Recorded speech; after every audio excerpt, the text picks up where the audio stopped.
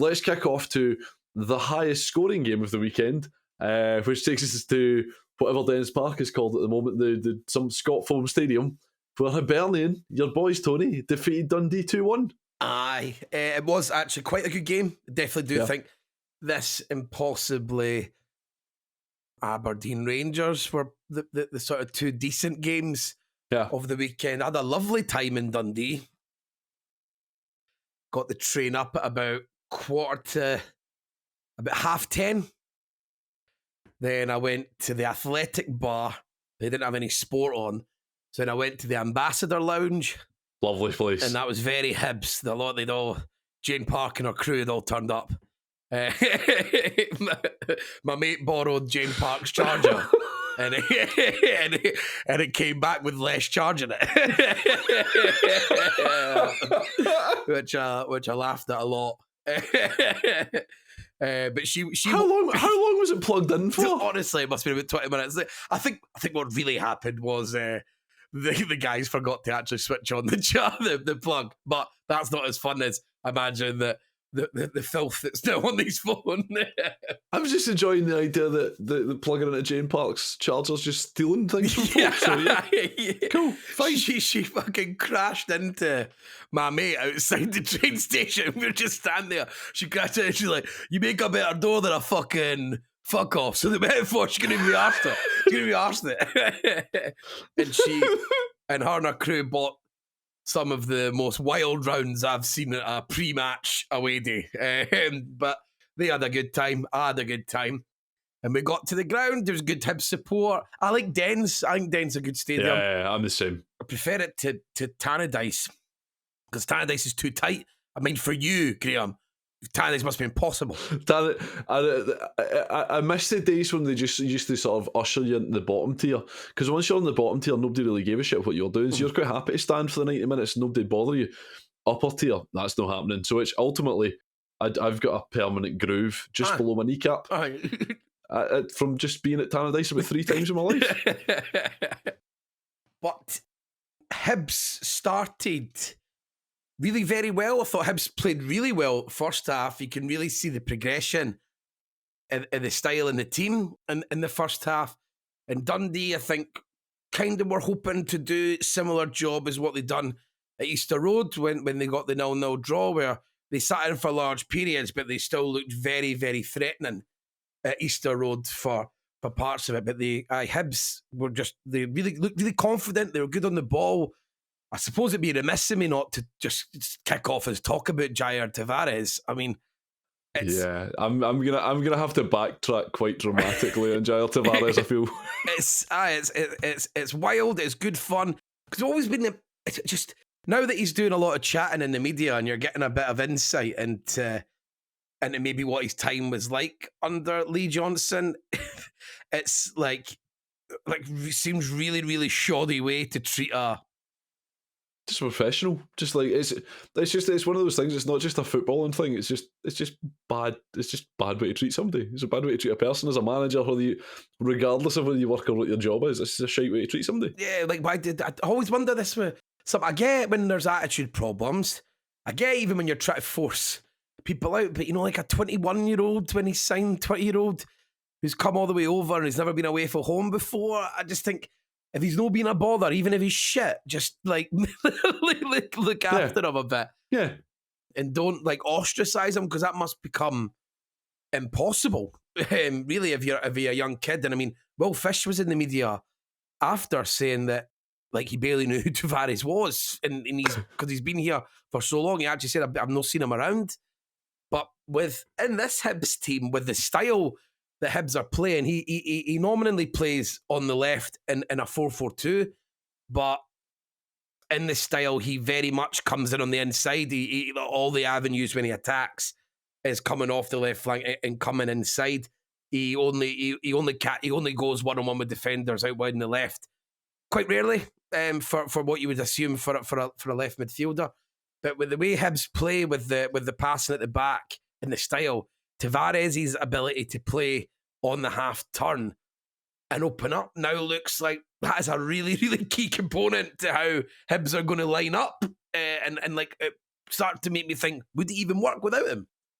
Well, this is it. Like, I was kind of curious. It was one of the things I was going to ask you because I really like Newell. I have my doubts about Levitt, but he is a decent footballer, so him on the half turn again is fine. Josh Campbell, if you take Tavares out of that midfield, then the play has to come. There's nobody else that can really play in the same sort of way as Tavares is for Hibs at the moment.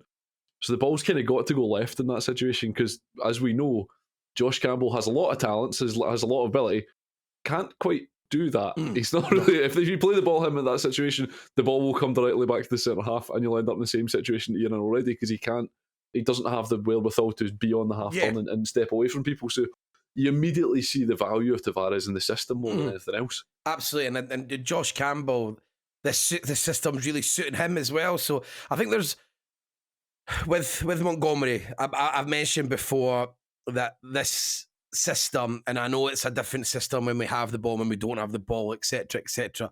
It doesn't work for some players, like Eli Yuan starting to maybe look like one of the guys it won't work for, and I'm really pushing to start seeing. I would like to see Tavares Yuan play up front. Really, I think that would be the best place for him in this sort of lineup. But it really works for Josh Campbell would play because he just trades with Boyle, and it's either him on the right or Boyle on the right, and they sort of trade over it and who plays up front. But with Campbell, he gets to work hard and support his fullback with Miller. Miller obviously has the athleticism to want to go on the outside quite a lot on the outside, so it means that Campbell gets to play on the inside more, which suits him. And the game plays a lot quite in front of him in this style. So it's more about his movement. It's all about his hard running. Obviously, he gets opportunities to shoot and score rather than being sort of in the centre of midfield where maybe he's sort of he's not got a great touch. He's not got a great range of passing. So that really shows him up a lot. But this style, it does seem to get the best out of him, and he seems to have really taken to it recently. Now that he's played sort of 3 games on the bounce. Campbell's an interesting one because it almost always feels like whatever system you put him in, if you just give him that like 3 or 4 game run, he'll figure out a way in which to be useful in it. Yeah. Like the first couple of games, he'll look a bit awkward, a bit difficult within it, but just give him a few. Like just keep asking him. He seems to be and certainly it's been from the various selections of managers that Hibs have had, they've always been sort of fulsome in their praise of him and his work rate and things like that. And that's sort of, you're beginning to see that now. Like just give him the time. Just give a bit of space and let him figure out how to do it. Mm-hmm. Absolutely, yeah. And because he wouldn't be working out, he would play him centre midfield in a 4-4-2. It would never work. It wouldn't be enough. But the other issue with this formation is, like as you say, whether you like it or not, it means that you can't get Jago, Levitt, and Newland, even though like on paper in your mind that would work. It sounds like the attributes would all complement each other in there. And like you see with Yuan, it seems we're not going to get them both in the game. And with Venti, it brings out a lot of his abilities and the way he likes to play, but sometimes you're like, I would like to see him just in the box more. But he did set up the goal for Tavares. In terms of Dundee, Graeme, once they sort of got to grips with it and after Hibs had scored, that sort of like really woke them up. Because I was expecting a lot more. I was quite shocked when I was at the start, like how little Dundee were really taking part, considering I was assured by Gary Cocker amongst people that Dundee were fucking incredible. But they really didn't take part. But once they did get going, I mean, I'm not the first person to say it, but Owen Beck, man, what a player! What a player he is! He's so much fun, right? He's absolutely brilliant. And like as much as Beck brings this to that side of the park, and like the entire Dundee team almost feels like it's set up in an almost sort of ski whiff fashion to just get the most out of Beck, so everyone else then covers to make that space and everyone shifts and moves across, and that's fine.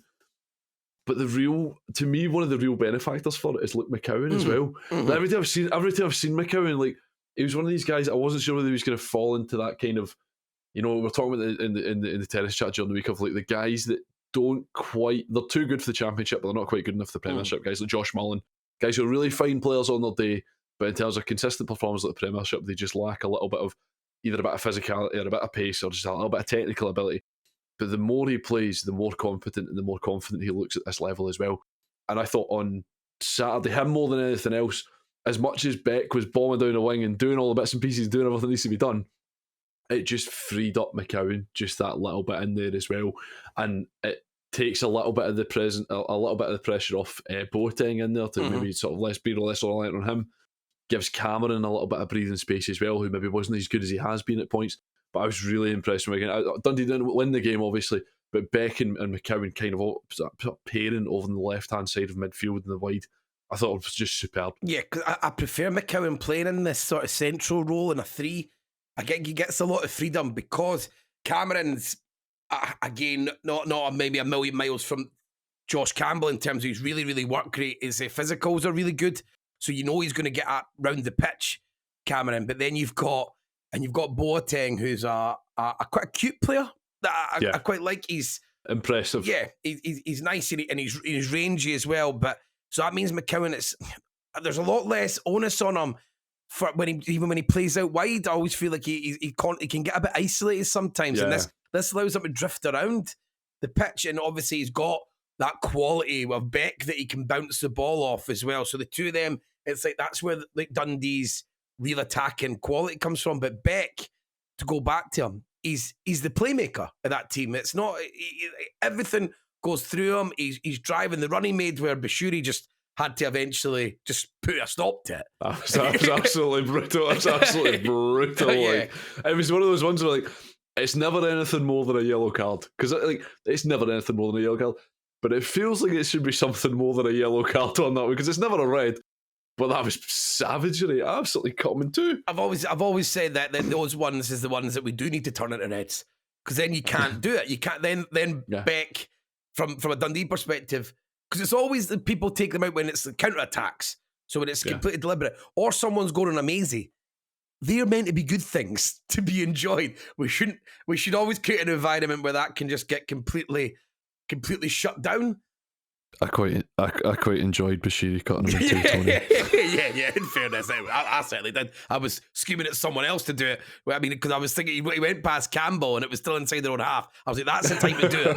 Do it then and stop them. But yeah, I really enjoyed. I thought that after the goal they improved and McCowan got a few good chances. But if to talk about like the Hibs opening goal, this is sort of like everything that. So I've been preaching really about Hibs. It was like the time to really witness it. And Tavares got away a couple of times. He did give the ball away a couple of times, doing a similar thing as I said yesterday. As I said earlier, like Tavares was sort of the main man that they were using for breaking out from these passing drills at the back in the defence. But when he gets through and Venti running wide, it's a really nice pass in for Venti, and then Campbell's just really intelligent, stepping over the ball.